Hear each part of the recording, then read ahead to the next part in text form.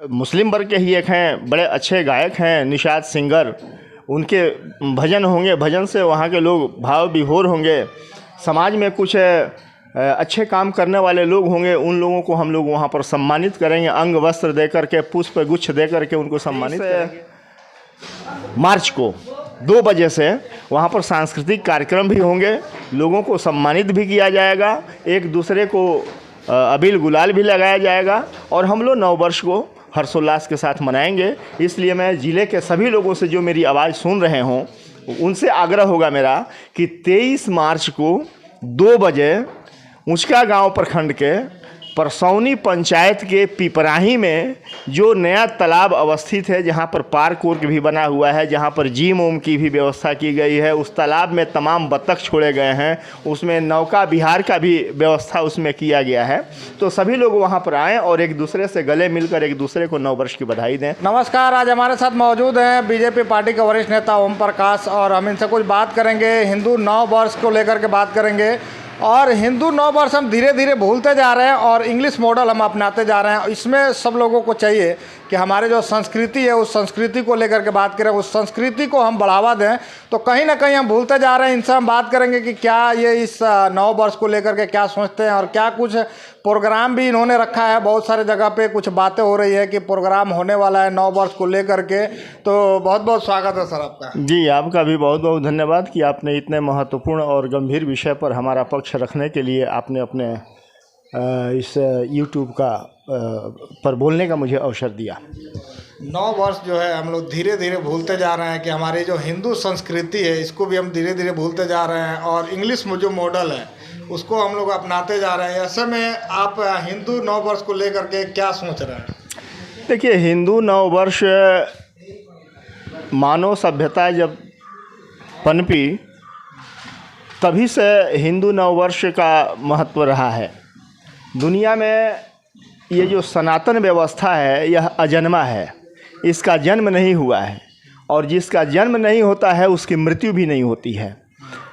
मतलब कहने का कि जब मानव इस धरती पर आया तब से सनातन है और कालांतर में आकर के हम लोग चकाचौंध के दुनिया में पुराने यूरोपीय संस्कृति के प्रभाव में आकर के, चूँकि हमारे देश पर काफ़ी दिनों तक उन लोगों ने हुकूमत किया था और अपनी संस्कृति हम लोगों पर थोपा और भारत के लोग अपने उस नववर्ष को जो वर्ष प्रतिपदा के दिन मनाया जाता है वो भूलते जा रहे हैं। इसके पीछे बहुत बड़ा वैज्ञानिक कारण है। वर्ष का जब शुभारंभ होता है तो आप देखिएगा इंग्लिश में जो वर्ष मनाया जाता है उसमें न प्रकृति में कोई हलचल रहती है, न मनुष्य के कार्यशैली में होती है। लेकिन जब हिंदू नववर्ष जब शुरू होता है उस समय पूरी प्रकृति अपने आप को नए कलेवर के साथ सज धज करके नए वर्ष का स्वागत करने के लिए तैयार रहती है। सारे पेड़ के पत्ते झड़ जाते हैं, जानवरों में एक नई उमंग आ जाती है, मनुष्य के अंदर भी एक नई एनर्जी आ जाती है।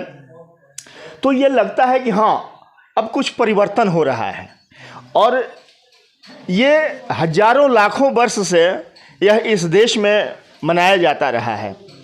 लेकिन दुर्भाग्य ये है कि हम अपने आप को बहुत एडवांस कहते हैं, बहुत पढ़ा लिखा कहते हैं और पहले आपको याद होगा कि 1 मई को नववर्ष मनाया जाता था। ये फुलिश डे क्यों मनाया जाता है? 1 अप्रैल को फुलिश डे मनाया जाता है क्योंकि उसके पहले अधिकतर लोग नववर्ष उसी समय मनाते थे।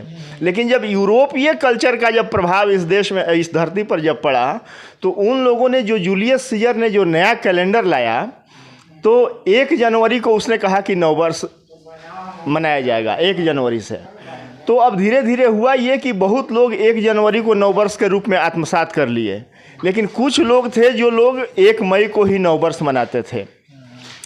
तो हुआ क्या कि अब उनको, जो मेजॉरिटी में ये लोग हो गए, तो उनको मूर्ख कहते थे कि ये लोग मूर्ख हैं। तो फुलिश डे इसीलिए उसको मनाया जाता है। तो मतलब ये कहने का मेरा मतलब कि हमारी इतनी तेजस्वी परंपरा, इतनी महत्वपूर्ण परंपरा, इतनी वैज्ञानिक परंपरा, और हम उसको भूलते जा रहे हैं।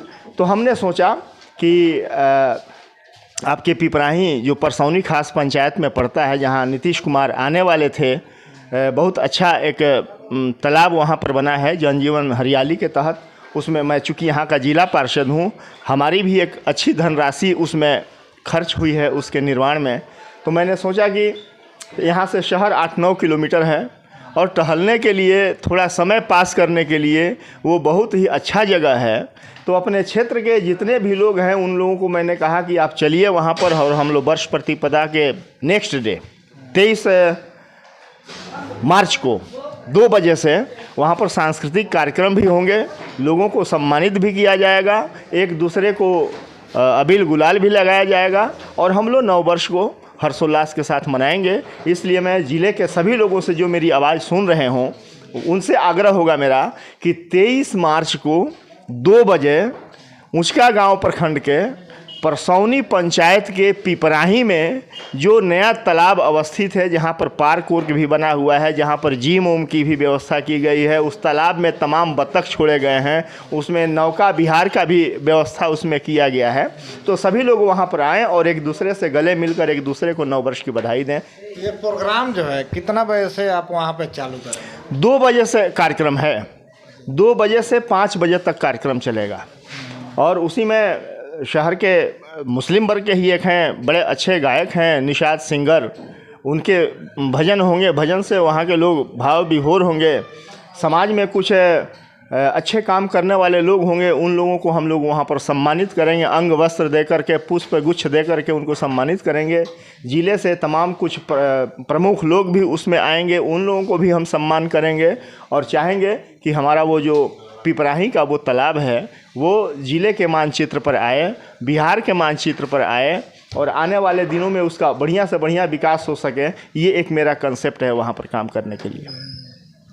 अगर आप भी आना चाहते हैं तो आइए। और जो हमारी संस्कृति है कहीं भी हमको भी अपनाने की ज़रूरत है। मॉडर्न होते जा रहे हैं ज़माने में, धीरे धीरे दूसरे को देख करके हमारी एक संस्कृति पूरी दुनिया अपना रही है और हम उसको छोड़ करके जो है कहीं दूसरे जगह भाग रहे हैं। एक बात मैं ये जोड़ दे रहा हूँ कि हिंदू नव वर्ष से तात्पर्य ये नहीं है कि सिर्फ हिंदू ही, इस हिंदुस्तान के भूखंड में रहने वाले जितने भी लोग हैं वो हिंदुस्तानी हैं, वो इस सभ्यता और संस्कृति से कहीं न कहीं किसी न किसी रूप में जुड़े हुए हैं, उनके पूर्वज भी इससे जुड़े हुए हैं। तो ये दिमाग में नहीं रखना चाहिए कि हिंदू का मतलब बस एक वर्ग, हाँ, हिंदू का मतलब पूरा शाश्वत यह देश जिसमें ईसाई भी रहते हैं, मुसलमान भी रहते हैं, बौद्ध भी रहते हैं, सभी धर्म के लोग रहते हैं और सबों को चाहिए कि अपने संस्कृति का वो सम्मान करें। हम पहले भारतीय हैं, पहले हम हिंदुस्तानी हैं, उसके बाद हम राजपूत हैं, अगड़े हैं, पिछड़े हैं, जो भी हैं, हिंदू हैं, मुसलमान हैं, उसके बाद हम आते हैं, पहले हम सब भारतीय हैं। जी जी, आपको भी चाहिए कि यहाँ पे आप आइए और अपनी संस्कृति के लिए आइए। और यहाँ पे प्रोग्राम भी रखा हुआ है, तो मुझे उम्मीद है कि आप लोगों को बहुत अच्छा लगेगा और आपको बहुत ही आनंद आएगा। और हम लोग को भी चाहिए कि जो हमारी संस्कृति है, भारतीय जो संस्कृति के लिए हम लोग जाने जाते हैं कि इस देश में हम हिंदुस्तान में रहते हैं और हम हिंदू, मुस्लिम, सिख, ईसाई सब लोग एक भाई भाई के जैसा रहते हैं। तो ये हमारी संस्कृति के लिए बहुत ही अच्छा पहल है और इसको भी चाहिए कि आप लोग आइए और इसको ज़्यादा से ज़्यादा जो है आकर के देखिए और आप एंजॉय भी कर सकते हैं। और जगह भी ऐसा है कि जो पोखरे के पास दूर दूर से लोग आ रहे हैं और एक बहुत ही अच्छा लोकेशन है। आप ज़रूर आइएगा यहाँ पे। अगर आपका कोई भी सवाल या सुझाव होता है तो आप हमें ज़रूर बताइए।